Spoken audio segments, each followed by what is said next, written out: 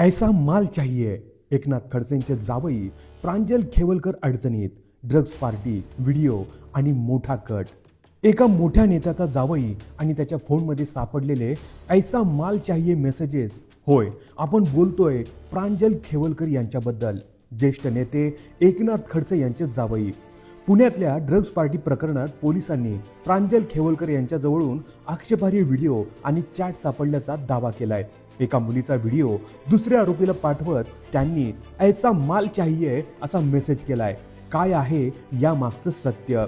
या प्रकरणात पोलिसांनी एकूण 7 जणांना अटक केली आहे. 2 महिलांना 14 दिवसांची न्यायालयीन कोठडी आणि उरलेल्या आरोपींना 2 दिवसांची पोलीस कोठडी सुनावण्यात आली. पण इथूनच सुरू होतो खरा खेळ.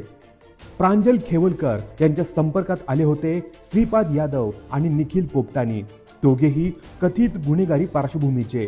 यांच्यात सांगण्यावरून पार्टीत 2 महिला दाखल झाल्या आणि त्यापैकी एकीच्या पर्समध्ये अंमली पदार्थ सापडले. हे नेमकं जाळं होतं का? प्रांजल खेवलकर यांना अडकवण्याचा प्रयत्न चालू आहे असा थेट आरोप केलाय रोहिणी खडसे यांनी. त्यांनी पोलीस आयुक्त अमितेश गुप्तांची भेट घेतली आणि रक्ताच्या चाचण्या त्वरित देण्याची मागणी केली.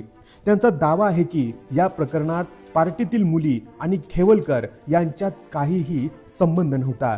आणि एवढंच नाही, खेवलकर यांचे फोटो, डेटा खडसेंच्या विरोधी आमदारांकडे गेला असा गंभीर आरोपही त्यांनी केलाय. प्रश्न असा आहे, हे खरंच एक ड्रग्ज पार्टी प्रकरण होतं की राजकीय साजिश? व्हिडिओ, चॅट, मेसेजेस, विरोधी आमदार, पोलीस कोठडी आणि सगळ्यांच्या मध्ये एक नेत्याचा जावई. म्हणूनच विचारतो, हाच का तो ऐसा माल चाहिएचा भारत?